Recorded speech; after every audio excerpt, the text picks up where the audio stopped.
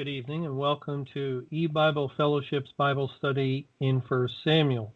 Tonight will be study number 72, and we're reading in 1 Samuel chapter 4. I'm going to read from verse 1. And the word of Samuel came to all Israel. Now Israel went out against the Philistines to battle and pitched beside Ebenezer. And the Philistines pitched in Aphek. And the Philistines put themselves in array against Israel. And when they joined battle, Israel was smitten before the Philistines, and they slew of the army in the field about 4,000 men. And when the people were come into the camp, the elders of Israel said, Wherefore hath Jehovah smitten us today before the Philistines? Let us fetch the ark of the covenant of Jehovah out of Shiloh unto us, that when it cometh among us, it may save us out of the hand of our enemies.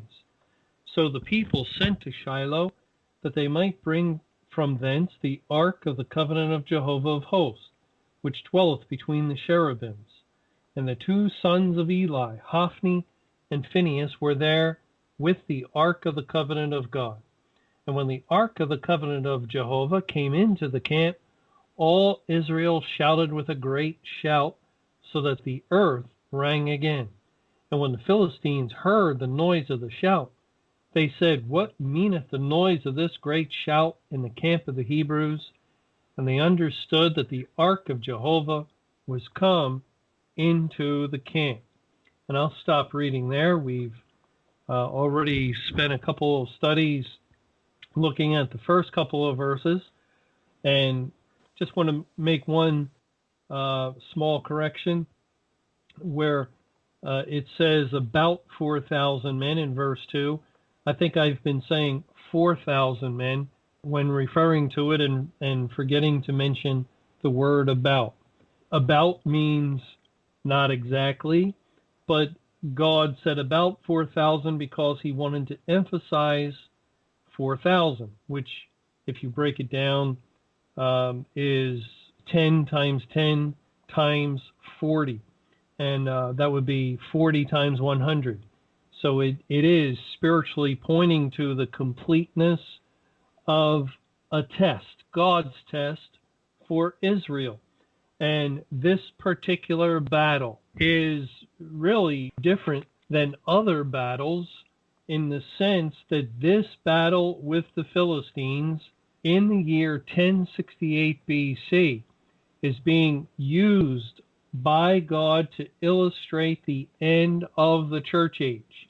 Also, it's prefiguring the judgment that would come on Judah, as God actually warns the Jewish people of the nation of Judah about what's going to happen to them if they continue not hearkening to his word. And he tells them through the prophet Jeremiah that he will make this place, meaning Jerusalem, like Shiloh. And so that Shiloh historically was even a type to the Jewish people of an awful judgment. But more than that, spiritually, it is a spiritual picture of the judgment of God on the churches after having a period of time in which God was with them, just like Samuel is with Eli. God was in the midst of the congregations throughout the church age, but the churches were not faithful. And there came a time, a point in history in which God had to bring about a day of reckoning, and judgment began at the house of God. And so too, this battle is typifying the judgment that would come, 1068 BC. You can travel all the way to 1988 AD, some 2,800 years, over 28, 29. I'm not exactly sure. I didn't count out the years, but it is quite a long way off into the future. And yet God is writing about it perfectly. It is an excellent illustration of what he did when he came against the churches and congregations. All right, let's move on into verse 3. And I just want to comment on the first part of the verse, and then we'll take a closer look. And when the people were come into the camp, the elders of Israel said, Wherefore hath Jehovah smitten us today before the Philistines? And let us fetch the ark of the covenant of Jehovah out of Shiloh unto us. So here they realize they've been beaten back. They realize this should not have been. They are the people of God. They have the greatest source of strength imaginable, and that is the Lord, the Almighty. And God has given Israel many historical examples of what happens when he fights for them. He destroyed whole nations like Egypt, and all sorts of battles have been won by God against great odds. The enemy outnumbered the Israelites, and yet God fought for his people. And so it's very obvious that if Israel goes to battle and the Israelites not only lose, but lose in a major way, like this battle, that something is wrong. And God also has given verses in the Old Testament. We read one before in the book of Deuteronomy, that when a people is rebellious, when they are disobedient, then he will give them up into the hands of their enemies. And that's exactly what happened. They were smitten before their enemies. And so the elders of Israel are correctly considering the situation. They're trying to analyze what has happened, and that part is good. But the problem is what they decide to do. Now, we went here before, but I just want to remind us, if we go back to Joshua chapter 7, we have a similar situation, but not as great, really, when the Israelites were in the land of Canaan and they were going from nation to nation, commencing the conquest of the land, and they went to a little city of Ai. Hardly anything compared to cities like Jericho. In the previous chapter, the great city of Jericho, who had tremendous walls, was defeated by the Israelites, with an excellent example of how God fights for his people as the walls fell down after they encircled it 13 times. And now they come to a little city, and there is no victory, but rather they are beaten back, and the Israelites suffer the loss of 36 men. Now let's read the reaction again of Joshua and the elders of his day. It says in verse 6 of Joshua 7, "And Joshua rent his clothes and fell to the earth upon his face before the ark of Jehovah until the eventide, he and the elders of Israel, and put dust upon their heads. And Joshua said, Alas, O Lord Jehovah, wherefore hast thou at all brought this people over Jordan to deliver us into the hand of the Amorites to destroy us? Would to God we had been content and dwelt on the other side Jordan. O Lord, what shall I say when Israel turneth their backs before their enemies? For the Canaanites and the inhabitants of the land shall hear of it, and shall environ us round, and cut off our name from the earth. And what wilt thou do unto thy great name?" So Joshua is not going to proceed. He's not going to just make further plans for battle. He's not going to act as though, well, this is a little thing, that it's insignificant. He realizes the great importance of going to battle when you're going to battle as a representative or as a person on the Lord's side. You need to know. This is the most important thing. You need to know that God is with you. You need to know that the Lord is blessing you, helping you, fighting for you, and fighting against those that are against him. And if you go to battle and the enemy is victorious and the enemy is winning, then there's a serious problem. And it is absolutely necessary to go to God in prayer. So again, Joshua and the elders of Israel are doing the correct thing. They're beseeching the Lord. Now, by the way, before I lose this point, let's consider let's consider this idea that we see the Israelites doing historically as they are beaten back by the enemy.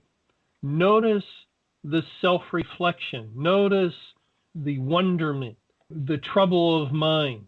Now consider the New Testament church of our day and the spiritual battle that they profess to fight. And notice how often, how continuous, how thoroughly they are defeated, they are beaten back, they are overcome, they are destroyed by their enemies of secular forces or forces within congregations. Just anyone and everyone, it seems, could simply overcome them in battle. They seem to have no might, no strength, and no ability to be victorious in spiritual things any longer. Now, if that were in the days of Joshua and Moses and men like that, they would just collapse and say, "Oh God, oh Lord, what is the problem? Why is it that this is the case with the churches and the congregations? How is it that society has come to view the church in the manner it has? What happened to at least some semblance of respect, some semblance of honor given to God and to those that represent Him? How is it that the church has become such a laughingstock and a mockery and a place that nobody takes seriously at all? How has this happened?" Well, do we find leaders in the churches? Do we find elders and pastors and deacons beseeching the Lord and crying out to Him? No. They're in such a terrible spiritual condition, they don't even know it anymore. They've been so used to spiritual defeat, they don't even realize it anymore. And they don't understand that the problem isn't developing a greater outreach program. It's not having a better VBS course. It's not anything like that. It's not ministry. The problem is God has left them. God has given them up. He has come out of the midst of the congregations. So basically, they're just men. And they're men who profess to be fighting the Lord's battles, but you cannot fight the Lord's battles without the Lord. And so they're easy targets and they're easy victims in the mock battle, really, between the forces of Satan and the forces of the churches. I think it's sort of similar to what we read in Daniel 11, when the king of the south comes against the king of the north. And it says that the kings of those lands both speak lies at the same table. And that's because there is no representative of God at all, not in the south and not in the north any longer. God is finished with the churches and congregations. He has delivered them up finally and totally once for all at the end of the church age. Well, anyway, let's go back to 1 Samuel 4 and continue reading in verse 3. "Let us fetch the ark of the covenant of Jehovah out of Shiloh unto us, that when it cometh among us, it may save us out of the hand of our enemies." Now, this is the decision of the elders of Israel. And they're in the location of the battle, and it's been a horrible defeat. About 4,000 Israelite men have been killed, and probably the rest are very frightened. And, there's pressure there. There's occurrences that we don't read about, that God didn't seem fit to inform us of, but they were men, and they were fearful. And they had just suffered a great blow in being beaten back. And the elders of Israel, in a sense, are trying to rally the soldiers, rally the men of Israel to go back into battle and to fight on. And what do they determine? What do they decide is best? Do we read that they fall upon their faces, that they rent their clothes, they put dust on themselves, and they cry out to God, "Oh Lord, have mercy. Why is it we were beaten back?" Do we even read that they ask the question of God, that they seek the Lord's face to discover why he was not with them? No, no, they didn't do any of those things. They just simply gathered together, they huddled, and they put their minds together, and they used their own reasoning, and they figured out a way to beat the Philistines. Let's fetch the Ark of the Covenant of Jehovah. Fetch, like you would get any object. Go fetch that for me. And that's exactly how they're viewing the Ark of the Covenant, that holy ark that represents the very presence of the eternal God of the Bible. Of course, God wasn't in the ark. He cannot be contained by even the whole universe or universe of universes. He is uncontainable. Like that saying goes, you can't put God in a box. Of course, people use that in a wrong way. I know someone's mentioned that to me when I try to say, well, God is only speaking through the Bible and he'll not add or subtract to his word. And then they make that sort of statement, you cannot put God in a box, meaning the Bible. Well, no, I didn't put him there. God did. He's the one who said we're not to add or subtract from his word. And if you do, then he'll add unto you the plagues that are written herein. God's the one who has given divine revelation, and he's the one who has communicated to us through the Bible exclusively, the Bible alone and no other way. He's the one who determined to do it that way, so nobody put God in a box. That's exactly what he wanted to do by giving us the book, the Bible. Well, here are the elders who should know better. They're the spiritual leaders of Israel. And they're talking about fetching the Ark of the Covenant of Jehovah out of Shiloh unto us. Go fetch it. Let's go get the Ark. Of course, we know why they would want to get the Ark, because the Ark represents the presence of God, the power, the might, the glory, the tremendously divine nature of God.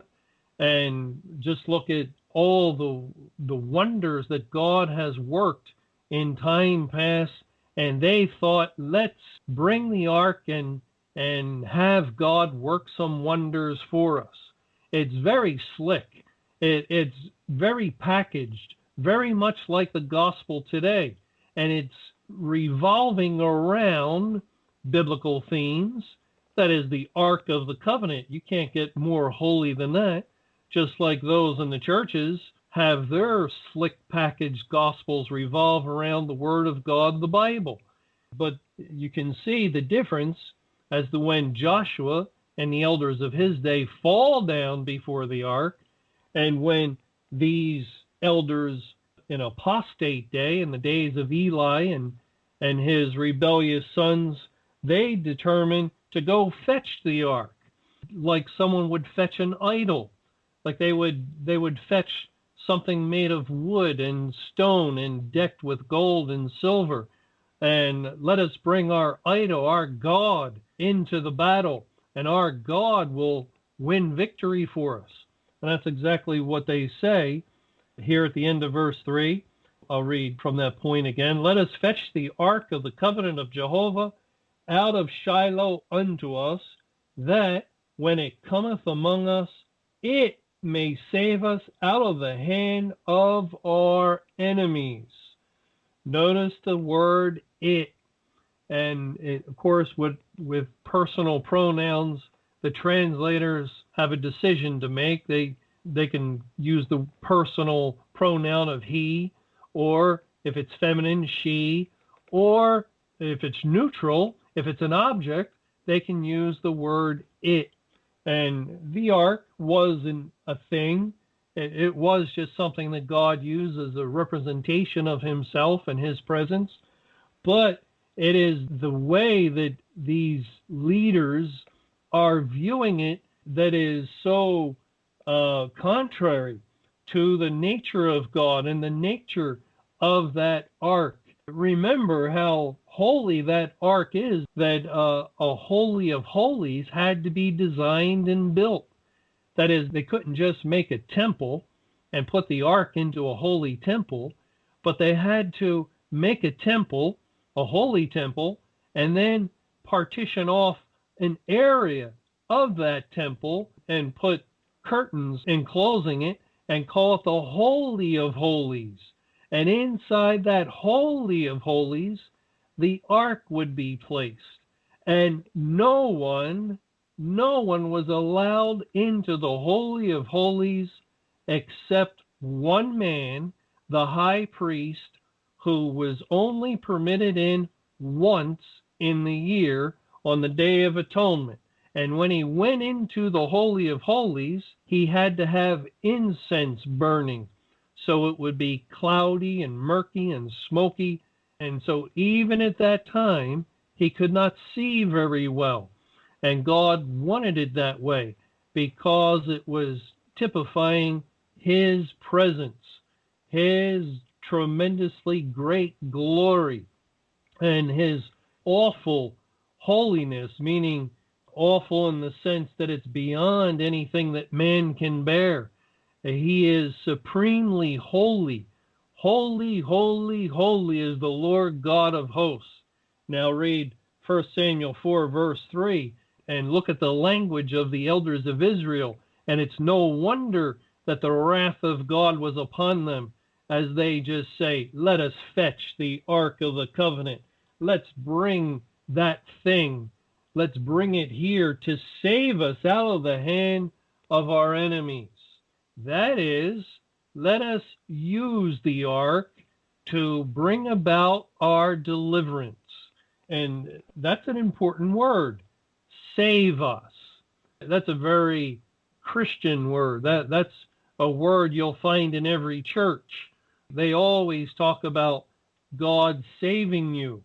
And how does God save you?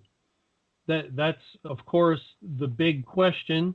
And it was all throughout time, and especially during the church age, and especially during the latter rain. Now we know God has completed his plan of salvation, but it's still an important question. How does God save? Can people just fetch God? Can they say, God, I want to get saved, so you come now.